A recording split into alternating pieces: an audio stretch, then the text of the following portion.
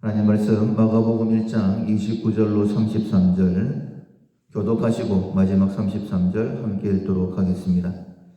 회당에서 나와 곧 야고보와 요한과 함께 시몬과 안드레의 집에 들어가시니 시몬의 장모가 열병으로 누워있는지라 사람들이 곧 그 여자에 대하여 여짜오되 나아가서 그 손을 잡아 일으키시니 열병이 떠나고 여자가 그들에게 수종드니라. 저물어 해질 때에 모든 병자와 귀신 들린 자를 예수께 데려오니 온 동네가 그 문 앞에 모였더라. 아멘. 다른 사람에게 준다라는 제목으로 함께 은혜를 나누겠습니다. 4월의 품성은 만족입니다. 우리가 훈련해야 될 것 중에 참 귀한 품성이라고 생각이 되는데, 하나님께서 지금 내게 필요한 모든 것들을 다 준비해 놓으셨다. 내가 행복하게 살아갈 수 있는 모든 조건들을 다 준비해 놓으셨다라는 믿음의 품성입니다. 우리가 말씀을 나누는 가운데에 가장 행복한 사람이 어떤 사람일까? 만족하는 사람. 즉 모든 일에 자족할 수 있는 사람이 가장 행복한 사람이다 라고 말씀을 들었습니다. 근데 이 자족이라는 것은 그냥 자연스럽게 얻어지는 것이 아니라 배워야 되는 것, 최선을 다해서 훈련해야 되는 것이다라고 말씀을 하시죠. 빌립보 4장 11절 이하에 바울이 이렇게 고백을 했습니다. 내가 궁핍함으로 말하는 것이 아니라. 사람들은 그렇게 그냥 변명처럼 생각할 수 있는 그런 상황이 바울의 상황이었죠. 도저히 만족할 수 없는 그런 상황. 그런데 바울은 이렇게 얘기합니다. 어떠한 형편에든지 나는 자족하기를 배웠노니 나는 비천에 처할 줄도 알고 풍부에 처할 줄도 알아. 모든 일, 배부름과 배고픔과 풍부와 궁핍에도 처할 줄 아는 일체의 비결을 배웠노라. 내게 능력 주시는 자 안에서 내가 모든 것을 할 수 있느니라. 이렇게 고백을 했습니다. 우리 역시 마찬가지입니다. 내게 능력 주시는 자 안에서 우리는 모든 것, 풍부에도 비천에도 배고픔에도 그리고 배부름에도 그렇게 자족할 수 있다라고 말씀을 하시죠. 그 일체의 비결을 우리가 알고 있습니다. 그 비결은 바로 하나님께서 나의 아버지시고 나의 공급자이시고 나의 해결자이시다라는 믿음 때문입니다. 하나님께서 직접 말씀을 하셨죠. 먹을 것 마실 것 염려하지 말아라. 하늘에 계신 아버지가 다 알고 채워주신다라고 말씀하셨기 때문입니다. 그래서 우리가 4월 내 형편이 어떠하든지 간에 나는 만족할 수 있다라는 그 기대를 가지고 훈련하고 있습니다. 말씀을 주시는 대로 한 단계 한 단계 우리가 준비하면서 올라가게 되어지면 정말 만족한 사람이 되어질 텐데, 실천사항이 오늘까지 8가지입니다. 가진 것에 감사한다. 물건이나 일보다 사람을 중시한다. 갖고 싶은 것들을 점검한다. 가진 것을 즐긴다. 없는 것에 불편하지 않는다. 작은 것을 귀하게 여긴다. 내 것을 잘 간수한다. 그리고 오늘부터 3일 동안에는 내 것을 다른 사람에게 주는 훈련, 다른 사람에게 준다입니다. 3일간 훈련하셔야 되는데, 부족하다라고 생각이 되면 결코 나눌 수가 없습니다. 내 먹기도 빠듯한데 이런 마음을 가지면 다른 사람을 생각할 수가 없게 되는 것이죠. 그래서 다른 사람에게 주는 훈련은 만족의 훈련에서 아주 좋은 훈련 방법이다라고 말씀드릴 수 있습니다. 우리가 건강을 위해서 운동을 합니다. 영어로 스포츠라고 하죠. 근데 스포츠라고 다 좋은 것은 아니죠. 왜냐하면 잘못하게 되어지면 건강을 잃어버릴 수도 있고 심지어는 생명을 잃어버릴 수도 있습니다. 아주 위험한 스포츠를 익스트림이라고 하는데, 사람들이 이런 스포츠도 굉장히 좋아합니다. 왜냐하면 그만큼 위험한 만큼 그만큼 스릴을 즐길 수 있다, 이런 생각 때문입니다. 그런데 만약에 안전이 보장되어 있지 않다라고 한다면 아무도 그 운동을 하려고 하지 않을 거예요. 건강을 위해서 우리가 운동도 하기도 하고 또 스릴을 위해서 운동도 하기도 하지만은 가장 중요한 것은 안전이 보장되어져야지만이 그 운동들을 할 수 있는 것이죠. 그런데 그런 위험한 운동일수록 위험하면 위험할수록 우리가 만약에 돈을 주고 그 운동을 한다면 가격이 비쌉니다. 그리고 장비도 굉장히 비싸죠. 왜냐하면 안전과 직결되어져 있기 때문에, 생명과 직결되어져 있기 때문입니다. 예를 들어서 번지 점프를 예를 들면 그렇습니다. 별로 높지 않은 곳, 위험하지 않은 곳에서 뛰어내리는 것은 별로 돈도 들지도 않아요. 그냥 얼마 주면 할 수 있지만은, 예전에 우리 당회원들과 함께 여행을 갔을 때에 거기 이제 마카오 타워에서 뛰어내리는 거, 굉장히 가장 높은 곳이라고 하더라고요. 아마 한 번 뛰어내리는데 25만 원? 우리는 억서르고 나가지고 아예 생각도 못했습니다.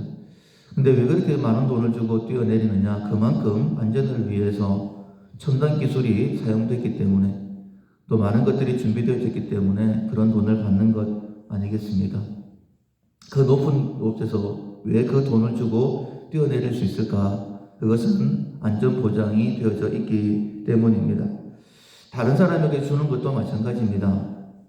내가 이것을 주고 난 다음에 끝이다 라고 생각이 들면, 이게 마지막인데 라고 생각하게 되어지면 결코 줄 수가 없죠. 그런데 예수님께서 우리에게 주라 라고 말씀하시죠.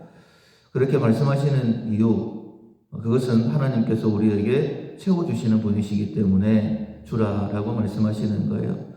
사랑하는 성도 여러분, 오늘도 내가 줄 수 있는 사람이 누가 있을까? 예수님께서는 나는 섬김을 받으려 온 것이 아니라 도리어 섬기려 하고, 무엇까지 주신다라고 말씀하셨냐면 자기의 생명까지 주신다라고 말씀하셨습니다. 예수님은 십자가에 당신의 생명을 주시기 위해 이 땅에 오셨는데, 그렇게 하실 수 있는 이유가 무엇이었냐면 하나님께서 그를 예수님을 다시 살리신다라는 믿음 때문이었죠. 그래서 십자가에 달려 돌아가시기 바로 직전에 아버지여 내 영혼을 아버지의 손에 부탁하나이다, 그렇게 기도하시고 돌아가셨던 것입니다.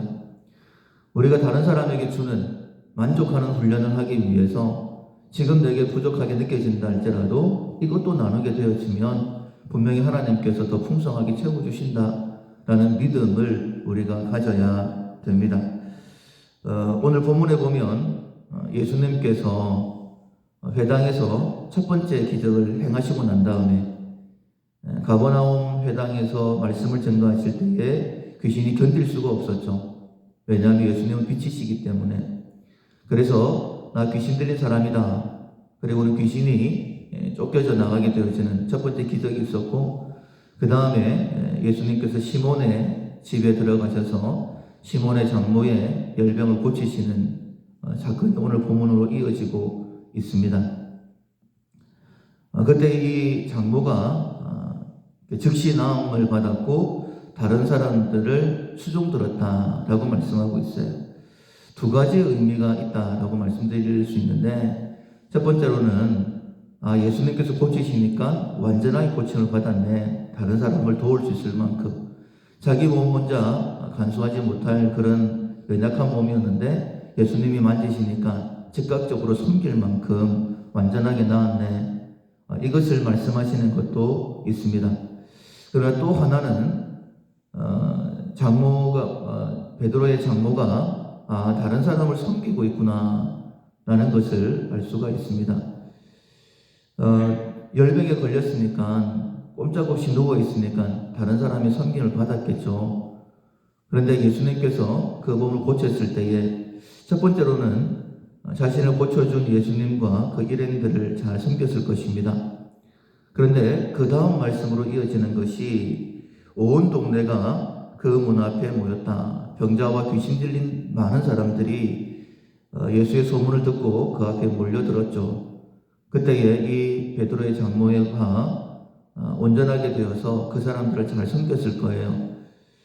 물론 이제 열병이라는 것이 그렇게 심각한 병은 아니었겠죠. 많은 사람들이 걸렸다가 낫기도 하고 했을 텐데, 그래도 예수님께서 나를 깨끗게 하셨다, 예수님께서 지금 저 사람들에게도 은혜를 베푸시기를 원하시는데 나도 예수님과 함께 그들을 섬겨야 되겠다. 이런 모습을 우리에게 보여주신다라고 믿습니다.